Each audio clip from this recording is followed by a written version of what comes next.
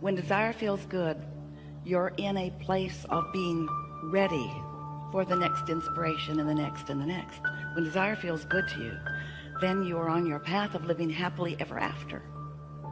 If you have something that you want, especially those desires that you have wanted for a while, and you have not been able to identify consciously a clear path to the receiving of them, a clear path to the manifestation of them, then sometimes, nearly always, you begin to feel discord. You call it impatience or disappointment, or even fear, doubt. Sometimes you feel blame of others, or unworthiness that it hasn't come to you, or irritation that the same kinds of things are coming to other people but not to you. And so when your desire doesn't feel good to you, it's not on track, and that's why it doesn't feel good to you.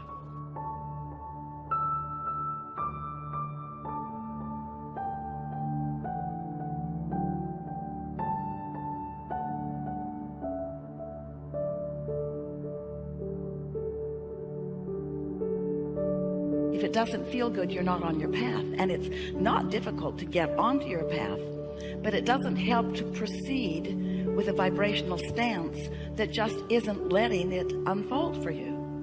It would be like knowing that there's a treasure buried somewhere in your backyard, and it's a big backyard, and you know it's out there, but you have no treasure map. So you have no sense of where it is, and so you have to dig up the whole backyard. And after a while of digging and making a mess of everything and still not finding it, you begin to feel discouraged. And sometimes you get more and more bold. You get bigger and bigger things to dig with. You involve more people in the digging. You make a bigger and bigger and bigger mess of everything, but you still don't find what you're looking for because you're going about it in a way that won't work. So we might as well just start off today with a very bold statement, not only to get your attention, but because, well, it's mostly to get your attention, but it's also something that is absolute and very important for you to understand. Sometimes you just cannot get there from where you are. And that sounds different from what you usually hear from us, because you count on us as being your optimistic friends who say you can be or do or have anything that you want. And while that is still true, sometimes you cannot get to where you want to be from where you currently are. But we're talking about your vibrational stance, and what we're really talking about is that sometimes you, fairly frequently, almost always, that what you are doing is you are wanting to get to a different place from where you are.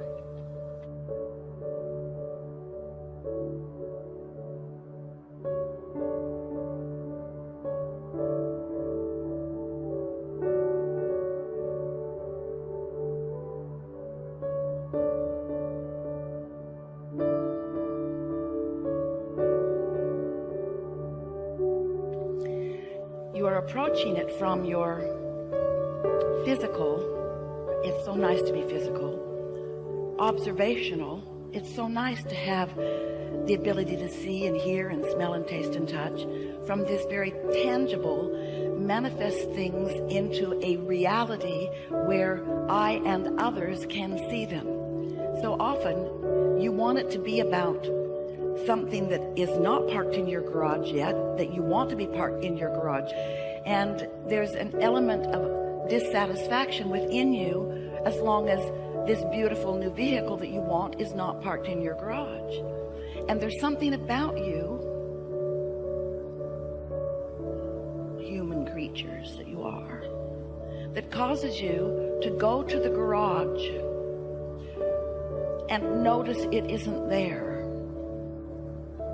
And in your awareness of its absence, you continue a vibration that makes it very difficult for you to find the path to it. And we get how you would be that way, because You were born into an environment with all of your observational ability.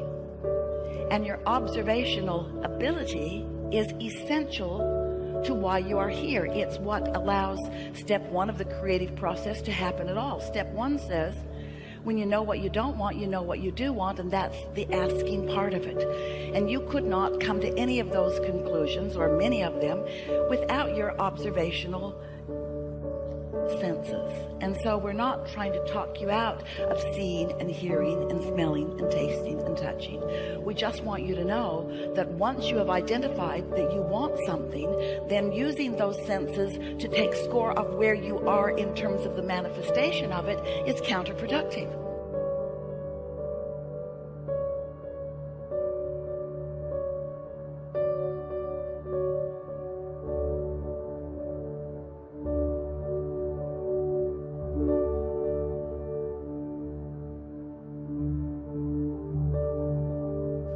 So it's like step one is ask, step two is source delivers it vibrationally, and step three is you've got to tune into the vibration of it so that you can translate the vibration of it into the thing that you want, or into the experience you want, or into the having of whatever it is that you want. But most of you are so involved in seeing and hearing and smelling and tasting and touching that you use your observational senses to help you with step one. I know what I don't want, and therefore I know what I do want, and what I do want is a new vehicle, or what I do want is a new relationship, or what I do want is an improved relationship, or what I do want is a better job, or what I do want is. And once you've identified what you do want, now we want you to stop noticing that what you do want isn't. That's what's tripping you up. It's the taking score of what you want. So you're not letting step one serve you in the way that it could. You're letting it serve you. You're launching the rocket of desire. You're creating a vibrational reality. It's what your vortex is, your vibrational reality. When you ask for something, it becomes vibrationally. And all that is source energy, your inner being, the very beginning of that which you are, all that you are, then gives undivided attention to this new birthing of this new desire, and holds it in a vibrational place where it can be yours. But you often are not tuning in to that vibrational place, because you're still stuck in the step one place where you know what you don't want and you know what you do want, and you're noticing what you don't yet have.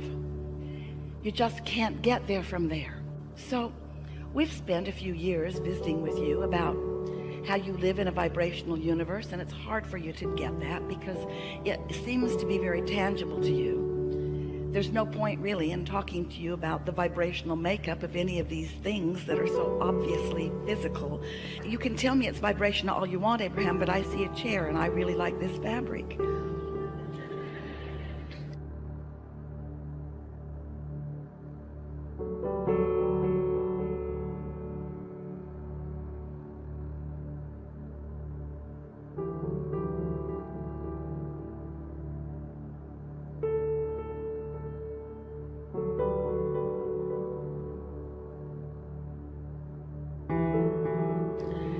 So talk about the vibration of it if you must, but I'm a physical human here in a physical body, and I'm used to looking at chandeliers and lights and room dimensions and measurements and what everybody's wearing or not wearing and so forth.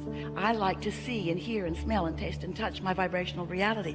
And we say, yes, you do, and we want you to, because this is the leading edge of thought. And that is where the greatest satisfaction is ever experienced in all of the creative universe, of which we are all a part. And you said, I'll go forth into this tangible environment, and from my awareness of what's going on there, I will come to new and improved conclusions and decisions and preferences and desires, knowing that source energy then will follow the path of my new desire, and that then I will be the recipient, the liver of. I will get to drive the new car. I will get to experience the new technology.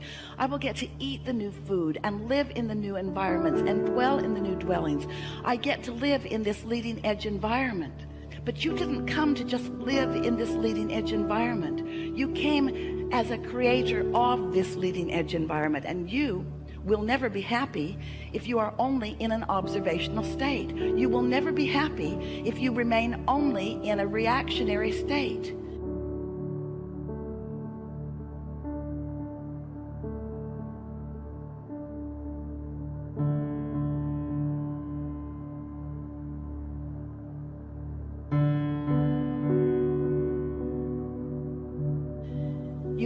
just observe and react and get to the improvement. It does not work that way.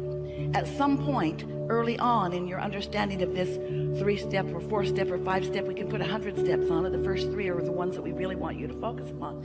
Step 1 is you ask. Step 2 is source answers. And step 3 is you got to let the answer in. You've got to tune into the vibrational frequency of the vibrational request that you have made, of the vibrational now reality that now exists, before you can allow yourself to see it and hear it and smell it and taste it and touch it. So what we're really asking of you is something that is the most natural thing in the world to you, but you have practiced otherwise, so it doesn't feel natural. What we're asking you to do is to think less specifically about the things that aren't working out the way you want them to, and think more specifically about the things that are working out the way you want them to. Rather than look at the problem and define it, and then attempt to solve it from your awareness of the problem, which is never something that will work out for you, because when you're looking at the problem, you're a vibrational match to the problem. You're perpetuating the problem. You are in the receiving mode of more of the problem.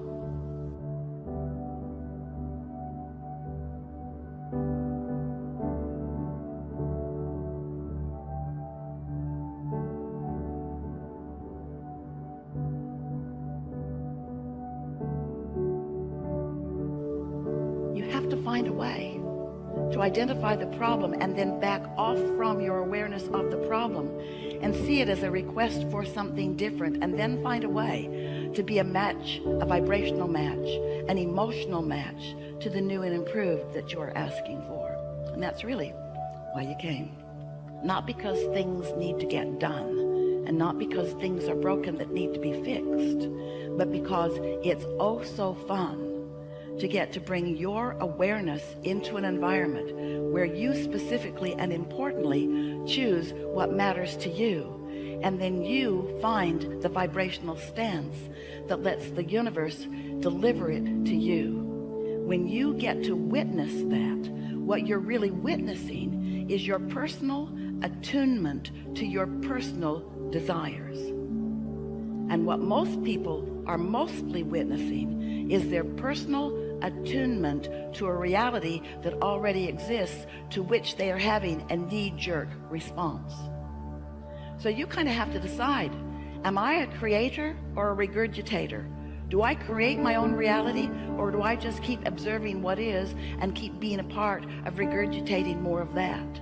There's a war against this and that and the other. There's a war against so many things, and everything that there's a war against, things are getting bigger, because when you look at something, wanted or unwanted, you become a vibrational match to it, and law of attraction makes you part of the swelling of it, of the growing of it, of the evolution of it, you see. So we have a few questions for you, not because we don't know the answers, because we have a very clear vibrational awareness of where each of you stands in relationship to what each of you desire. It's just perfectly clear.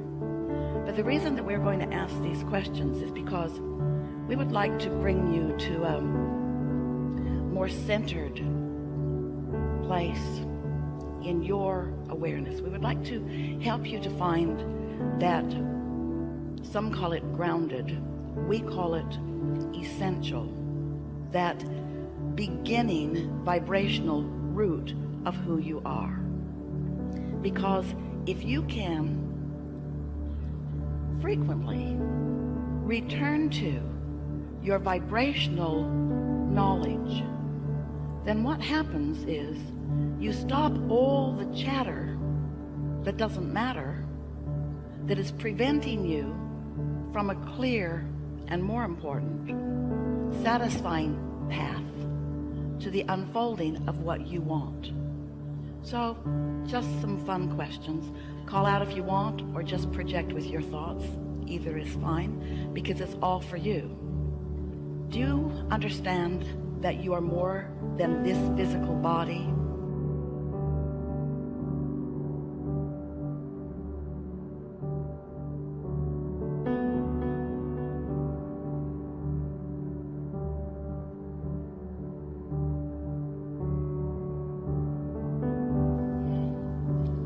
is it logical to you that you have been before this physical personality and that you will begin following this physical personality, that you are eternal, ongoing? Can you feel some logic in that? Can you feel that there is not a veil or a wall or even really an important differentiation between the non-physical part of you before you were born and the physical part of you now that you are born? In other words, can you stretch your awareness of who you are to include who you really are, the whole of who you really are? Can you acknowledge that you are sourced, that there is a source of you who is in real time aware of you? That's really the question. A non-physical part of you, keenly aware of this physical part of you. Can you find that knowledge?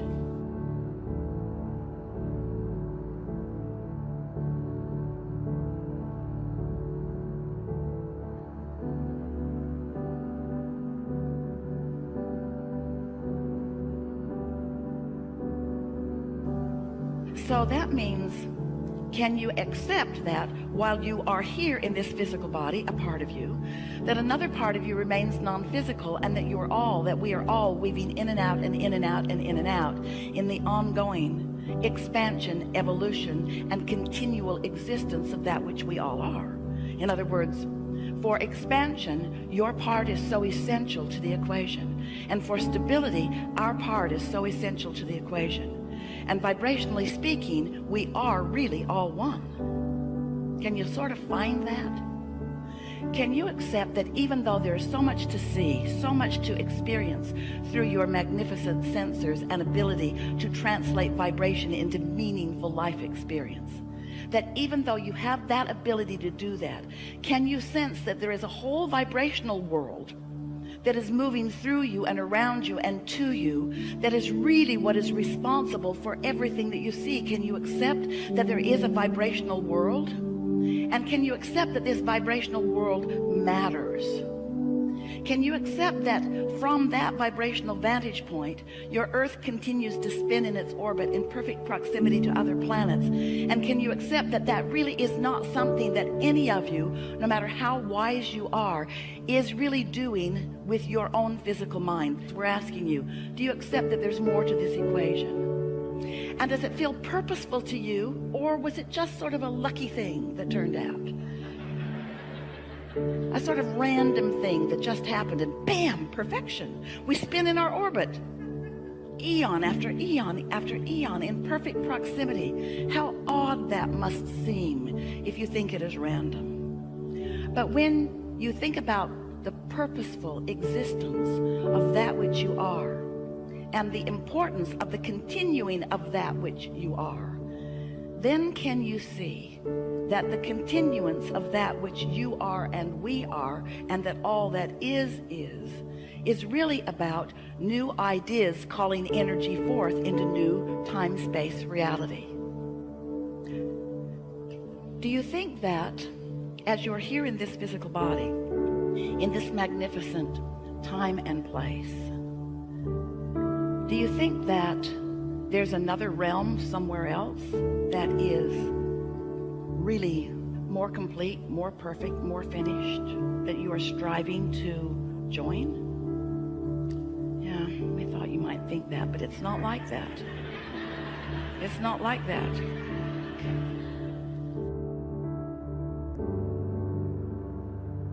Instead, what's happening is this expansion that we all are is forward looking with you.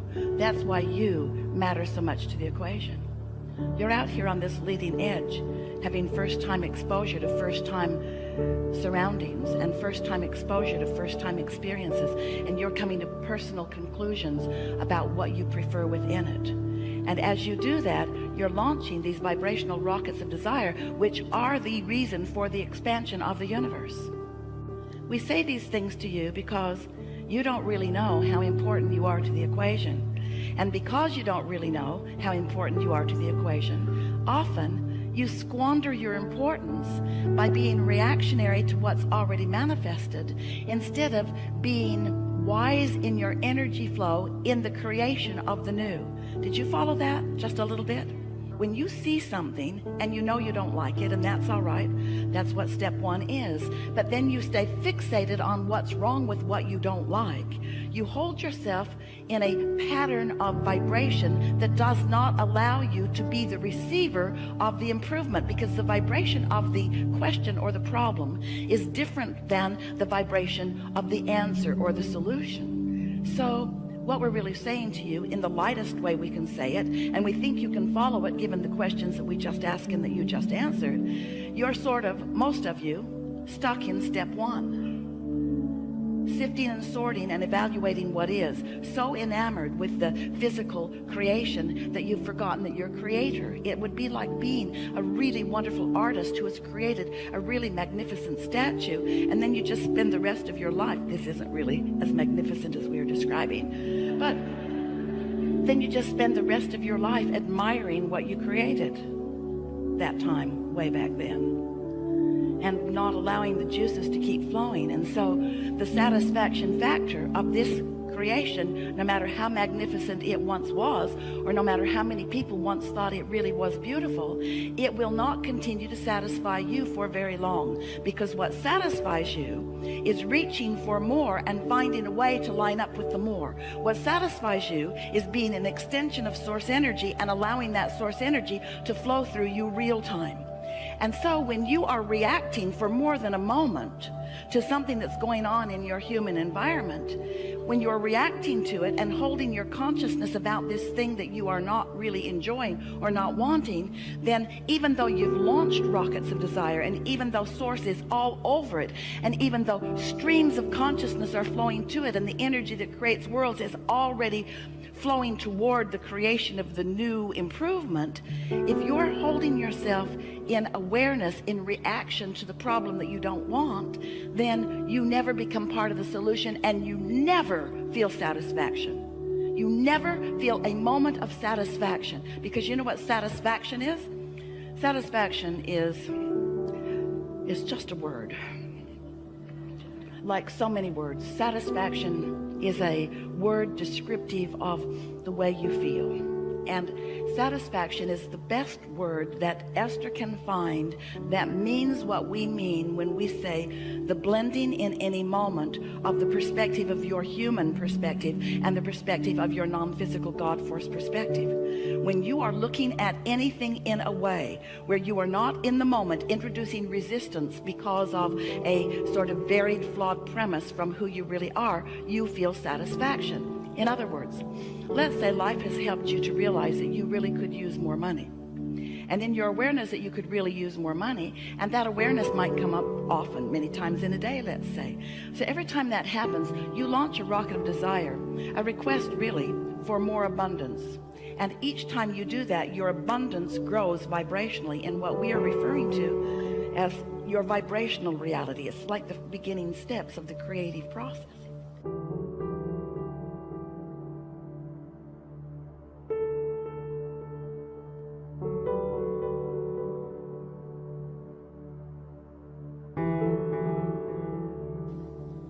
So this vibrational reality, which we've named the vortex because we wanted to get your attention, we wanted you to feel the realness of it, it gets bigger and bigger and surer and surer and stronger, not only because you continue to add to it, but because your inner being is focused upon it, and because law of attraction is gathering the cooperative components for the improvement of this. So you have, without knowing it, created a veritable fortune that is identified as yours. It's yours. It's the beginning, just like the kernel of corn that you put into the ground is the beginning of that big plant that will produce ears of corn. This vibrational reality is that for you. But if you are humanly natured, if you are enamored by seeing, hearing, smelling, tasting, touching, if you are not remembering that you are a vibrational creator, then you might be still standing over here in the discomfort of the money not being here yet. It hasn't manifested, and so you're holding your attention so much on what is and having knee-jerk reactions to that. So you're holding yourself vibrationally in a different place than where your abundance is, which means you cannot be doing that and be in step 3, which is the receiving mode, at the same time, any more than you could set your radio dial on one channel and hear what's being broadcast on another. The frequencies have to match up. So you've asked for and have created a vibrational reality.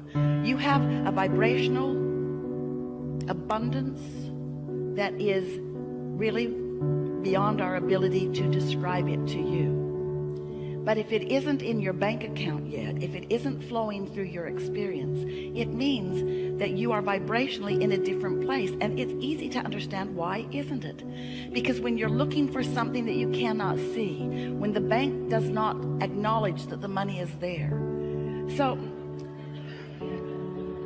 you say to us, all right, Abraham, we'll play your silly game. We'll accept that there's something over there where Esther's arms are pointing.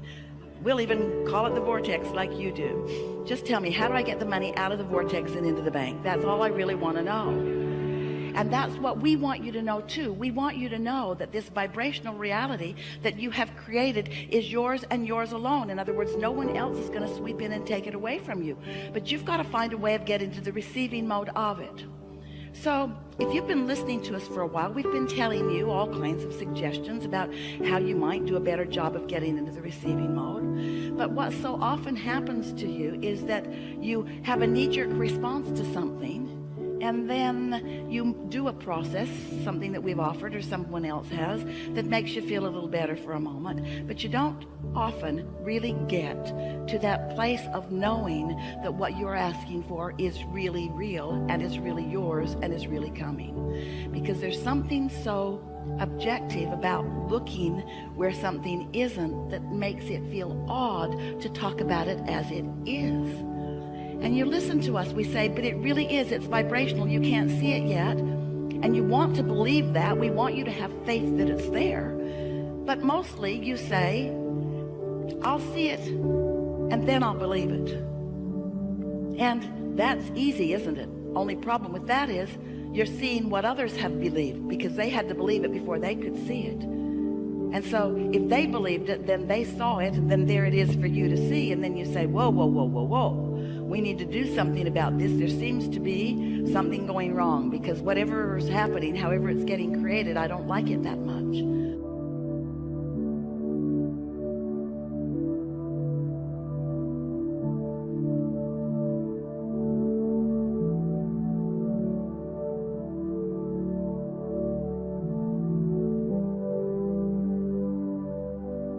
And we want you to understand that you get to modify it for yourself all day, every day. And that the energy that creates worlds is backing you up in support. So, you want more money. And let's say for right now, there isn't enough for you. You don't have access to it. It's not ready for you to spend. And when we say you can spend your vibrational currency, you say, Abraham, go talk to someone else. Vibrational currency is not what I really need right now. I need currency, not vibrational currency. I need currency. And we say, and therein lies your problem, because your need for the currency you don't have will keep you from resonating with the currency that you do have. And until you begin to resonate with the currency that you do have, it can't become bigger. In other words, these thoughts cannot turn to things. Have you been hearing us talking about turning thoughts to things? You got to wonder how things happen. Where does the economy come from? There are not pipelines from other planets piping in resources. You're turning thoughts to things. That's what the expansion of all of this is about. And so when you accept that you are turning thoughts to things, if you could just hear us, believe us, know what we mean when we say, oh, the vibrations that you have created, the basis of all of the tangible things and experiences that you desire, the basis is so expansive and so deep and lucrative and based in all that is good, that if you could just begin to get a whiff of it, and you could just hold yourself within range of that vibrational frequency, then those vibrations, which you can't see or hear or smell or taste or touch, you can't even make a thought out of them in the early stages. Those vibrations, if you hold yourself, these are the words, not in opposition of them. In other words, when you stop doing that thing you do that holds you in opposition of them, when you let your cork float, when you let your mind be still, when you stop beating the drum of what is, you let what you really want to be what is get a little bit of momentum going. That's how the deliberate creative process works. But what that requires is that you have to find a new starting place. We were watching Esther the other day. She was having an experience with someone that she really cares a lot about, who was having response to her. They were having a sort of responses with each other that was not pleasing either one of them. And no matter how hard Esther tried to find the right words, she could not find the right words, partly because she was not purely in the receptive mode, and absolutely because the person she was talking to was not in the receiving mode. And so Esther found herself in one of those, you fell into, feudal situations where it doesn't matter what you say or what you do, it's just going to be what it is. You're just not going to have any movement on this at all. And so then, once the conversation ended, now Esther is still trying to think about it, but still getting no movement about it. No movement. In a sort of rut. You ever find yourself in a rut? So something's gone wrong. You don't want it to be wrong. You try to pivot. Abraham said, pivot. Pivot. When you know what you don't want, think about what you do want. But there's something so tangled in your vibration right now about what you don't want that even when you try to think about what you do want, it's in defiance of what you don't want. In other words, it's all tangled in there together. You just can't get there from there. So Esther got out, Ask and It Is Given. Her favorite book. 22 processes in the back of it. 22 processes of what to do when different things happen. So she did a little of this and a little of that, and a little of that, a little of this, a little of this, and she got feeling a little better. But not good enough that that thought left her mind altogether. So all day long, she stayed in a sort of rut that she had created. This is what I've got, but this is what I want, and this is what I've got, but this is what I want, and this is what I don't want, and this is what I do want, and this is what I don't want, and this is what I do want, and this is where I am, and this is not where I want to be, and this is where I want to be, but this isn't where I am, and this is where I am, and I don't want to be here. I want to be over there, but I'm not over there. I'm over here, not over there. I'm over here, not over there. I'm over here, not over there. It was exhausting.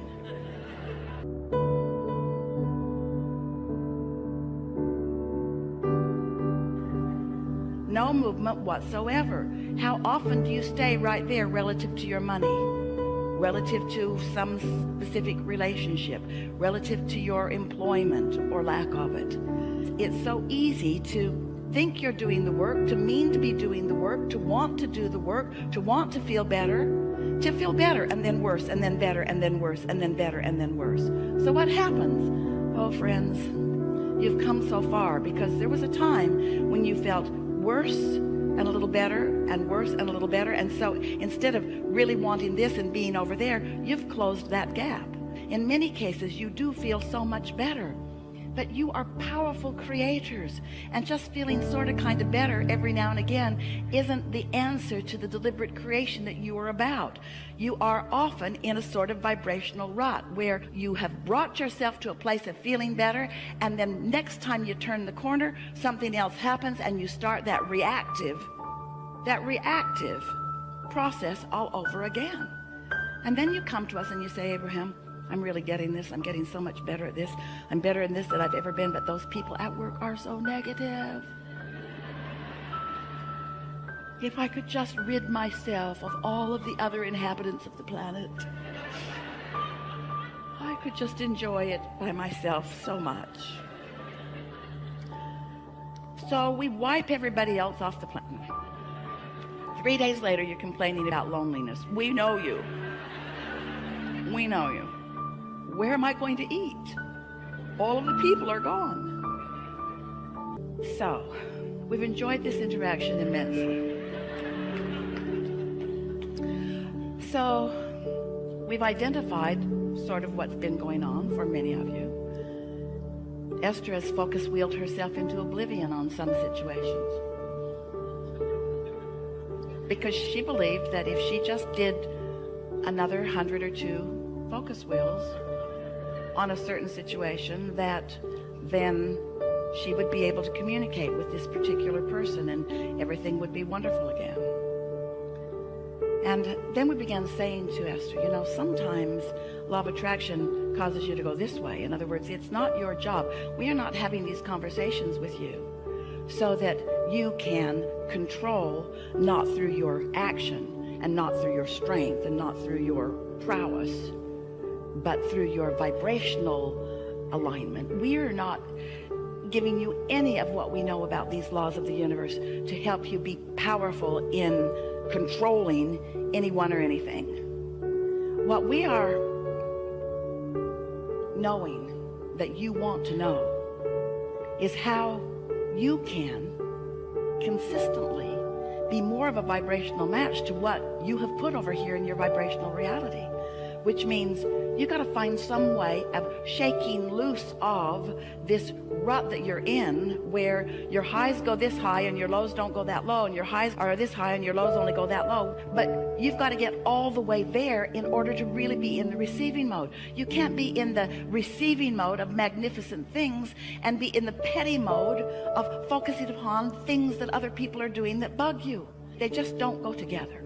So here's what we're getting at, and that may be the best sales job that we've ever given in helping you to understand that there's a reason that we are here talking to you about vibration. So this is the conversation about thoughts turning to things.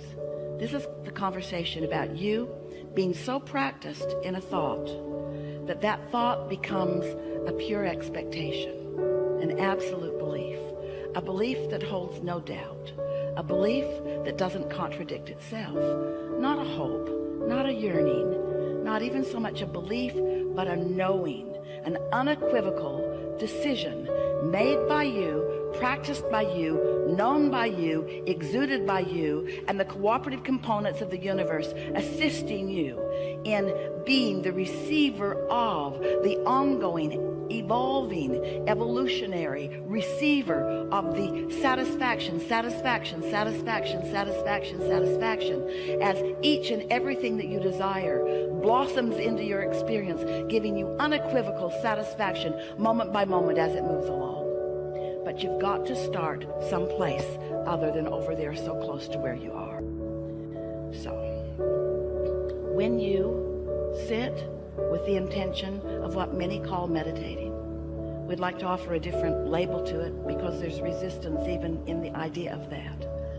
But if you can decide that you want to quiet your conscious mind enough so that the non-physical mind that is purely focused upon all that you've become and the wholeness of who you are, if you can find a way of tuning into the vibrational frequency of that, those vibrations, once you learn to sit there for a little bit within them, will begin to turn to thoughts. And when those thoughts come, you will feel and understand, while we don't want you to focus very much upon them, the pleasure and the satisfaction of that thought. And as you sit there, not distracted by current, what you want to call reality, but experiencing the whole of your now vibrational reality, what's in your vortex will be able to make its way into your manifested world through the pathway that is your non-contradicted mind. Does that sort of make sense to you?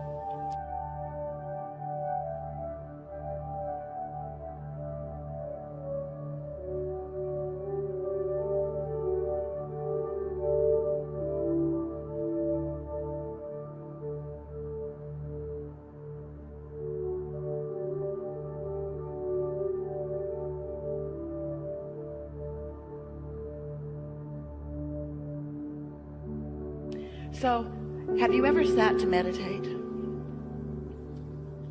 Do you sometimes do that? Are you doing it on a semi-regular or regular basis? And when you sit to meditate, when someone suggested to Jerry and Esther that they meditate, as soon as they got away from that person in the car, they said, that's just weird. Jerry said, I think of myself more as a business person. Meditation just seemed weird to them. That was many years ago, and to many it still seems weird today. But it's because there's not an understanding of what it means. Meditation, if you understand it, and you're about to, will take you back to the core vibration that is unchallenged by beliefs that are keeping you from what you want. Meditation will take you to the vibrational frequency that your inner being is, and as you're able to maintain it for a little bit, law of attraction will bring momentum to that. So when we talk about law of attraction, what we're really talking about is momentum. We're really talking about you being at some starting point, and law of attraction bringing the next and the next and the next and the next and the next and the next and the next. So if you're irritated by something, law of attraction will bring you more and more and more and more and more and more and more and more and more of things like that. If you are in love with life, law of attraction will bring you more and more and more and more and more and more and more and more of that. But we love you so much. We love you so much. You are sloppy in your thinking. You are reactive in your thinking. You are letting everything in the world be the reason that you are offering the vibration that you're offering, and then you are in opposition to what you really want. You can't get there from there.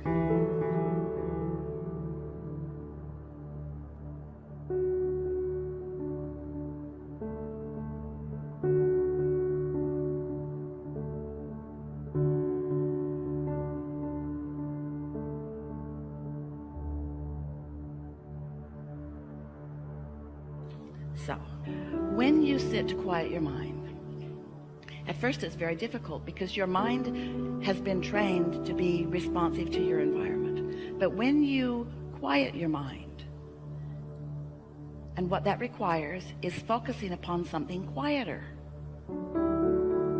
Esther sat to meditate yesterday, and she had a load of clothes in the washing machine. And a door closed, but she could still hear the clanging and the banging of the zipper on the jeans.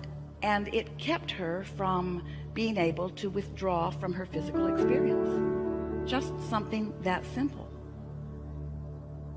And she thought, well, it'll stop in a minute, but it didn't. It was an hour and 12-minute cycle. And so it wasn't a good choice of a time or a place for her to intend to quiet her mind. If your telephone's going to ring, it's not a good time or a place to sit to meditate. You want to find a time when you are not likely to be interrupted, in a space where you can really control the environment a bit. It's good if you can shut out the things that you're mostly physically attracted to. So as you sit in this comfortable position, it doesn't matter what it is as long as it's comfortable. And as long as you believe that you can maintain it for at least 15 minutes without needing to worm around, sit in a comfortable place with one intention, and that is to let your mind be still. And when your mind wanders, and it will, just focus upon the idea that you want your mind to be still. Now, we have noticed, as we've watched so many of you, that it is really helpful if you can find something to focus upon that isn't much to think about. Like even a ticking of a clock is a pretty good thing. Or the dripping of a faucet is a pretty good thing. Or if you want your eyes to be open, it's really better if they're closed. A flickering of a flame. Doesn't matter what it is, as long as it's not very much. So it has your attention, but it doesn't bring a lot of attention. You get the idea. Find something that is easy for you to focus upon, that's not very thought-provoking. And then just focus on it until you receive the sign that you have quieted your mind. And that sign is a physical, visceral feeling of detachment from this time and place. It feels like numbness. It feels like floating. It feels like a suspension of gravity. It feels like detachment. It feels like soothing. It feels delicious. So Esther is sitting there, and once she achieves that state, she begins to realize that some intention other than her own is making motions with her physical body. In other words, she's not deliberately thinking about what she's going to do with her physical body. Something else is. That broader perspective is. That quieted mind is. And once she feels that detachment and begins to feel that, and you will in a day or 2 or 3 or 4 or 5, you will feel that. And here's the advantage to you. When you get to that place where you are mindless, you are thoughtless, and the non-physical part of you now is the dominant part of your vibration, you are in a state of utter well-being just for a moment. And you are not doing anything with your physical noticing, with your physical senses, that's distracting from that base of well-being. Now you see, the thing that's so wonderful about allowing, it might take you 15 minutes to get there, and you might only be there a minute or 2 before your meditation time is up. But that's enough. It doesn't matter how long it takes you to get there. It's just important that you get there, because when you get there, you have pushed the reset button. You have given yourself an opportunity to have detachment from the vibrations that are hindering you. And that rut that Esther found in her knowing what she didn't want and trying to find what she did want is now a little softer. It's less likely that she's going to stay in that rut once finding that. You see what we're getting at?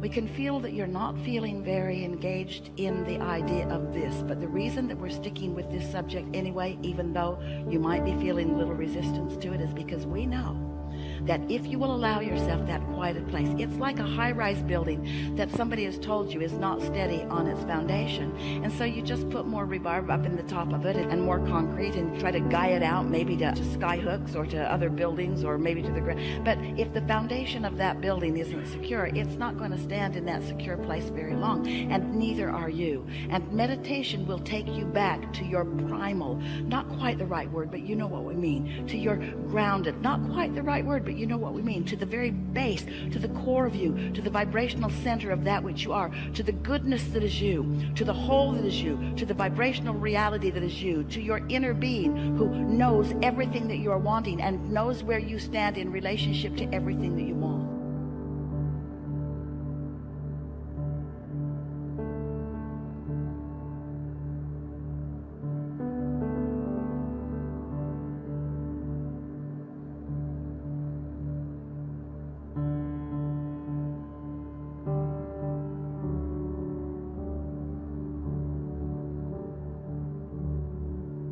So now you find that vibrational place, that sort of detached place. And once you are pretty good at getting there, have you ever gotten there? You know what we're talking about? Once you are pretty good at getting there, what you will notice, if you will allow yourself to stay in that vibrational place for a little bit, is that the vibration will begin to turn to thoughts. Thoughts will begin to occur to you. And you will know the perfection of those thoughts because of the way they feel as they come across your mind. Now, when the thought comes, don't try to think about it.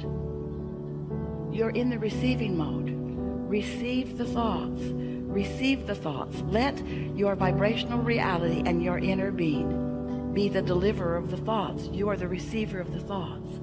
And as you allow yourself to be the receiver of the thought, and you don't contradict the thought by, well, I wonder if that was my thought, or if that was my inner being's thought, or I wonder if I really thought that, or who thought that, or was that a good thought, or was that a bad thought? I don't even know if I'm thinking good thoughts or bad thoughts. I'm not sure. Just let it be.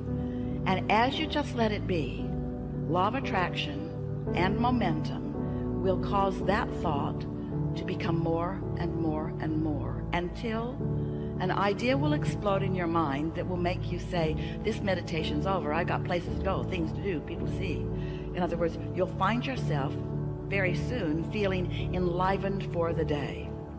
And it doesn't take more than about a week of that, and we're only talking about 15 or 20 minutes, before, as you begin your day like that, then everything in your day, these ruts that you've been in relative to different relationships or different situations, will begin to soften out. They will begin to dissipate. The problems will dissipate. And if you don't get too carried away in taking score of what's dissipating, and instead you just enjoy, you just find the satisfaction factor in finding your clarity and your strength. Oh.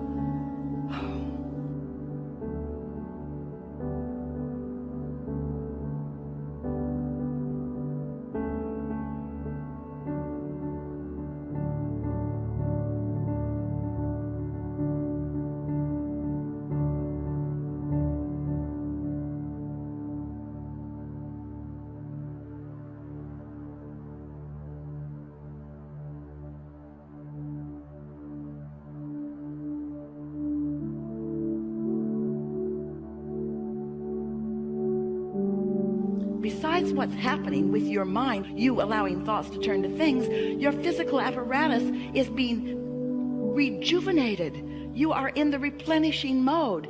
Everything about your experience is being enhanced and improved because you are allowing yourself a respite from the contradictory thoughts that you didn't even know you had, that are in the form of beliefs that you've picked up along your physical trail in defense of the world that you are defending yourself against. You must be defenseless to be in the receiving mode. And that feels so weird, because that sounds like, oh, but what if there are bad things trying to get me? And we say, the thing is, no bad things are even after you unless you're thinking about them. So when you defend yourself against them, you're putting more thoughts that you need to defend against. You sort of kind of get what we mean by that?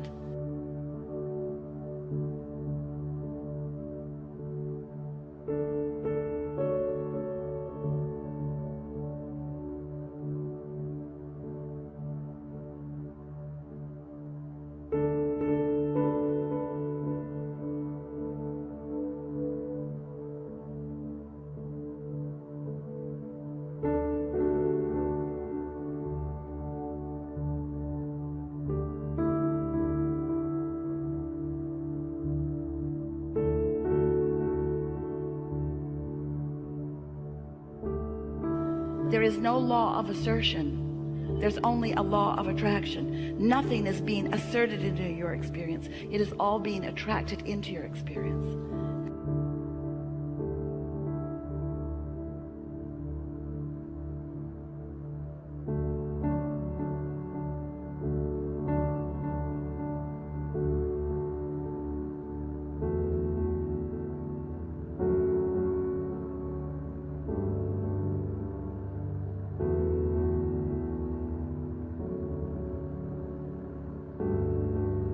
So, it's such a good time to return for a little while every day to the true nature of your being, where you allow the full force of goodness and wisdom and clarity to demonstrate in your day-to-day experiences.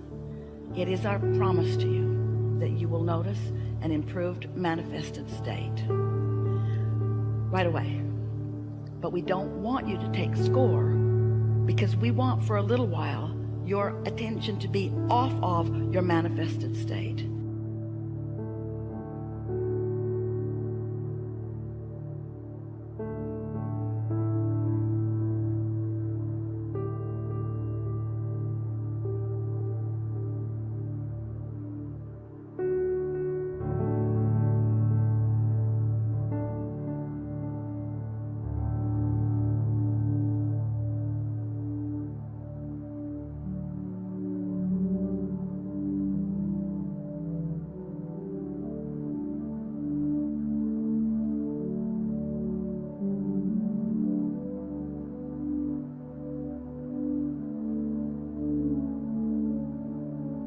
Want your attention for a little while to be upon your vibrational basis, because vibrations turn to thoughts, and thoughts turn to things.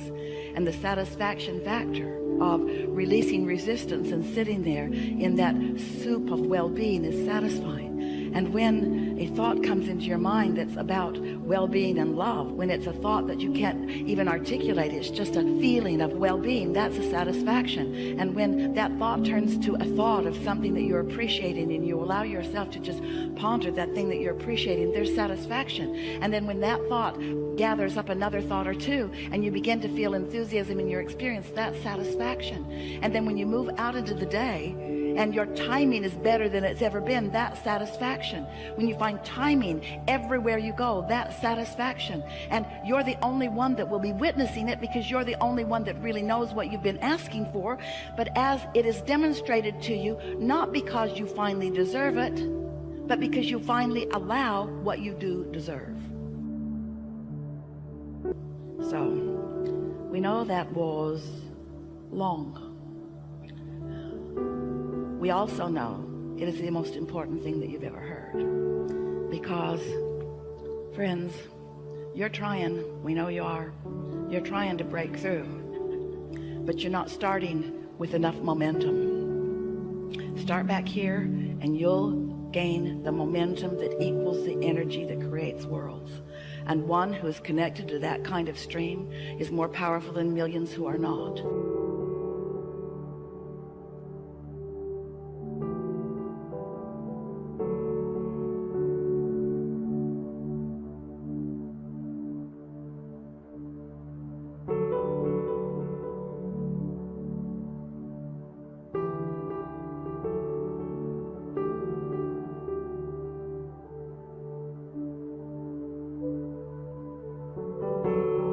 You can be a force for the goodness that you are. You can be a demonstrator of the well-being that is for everyone to receive. But you've got to allow yourself enough momentum that you're not distracted by the next thing that comes along, or the next thing that someone says.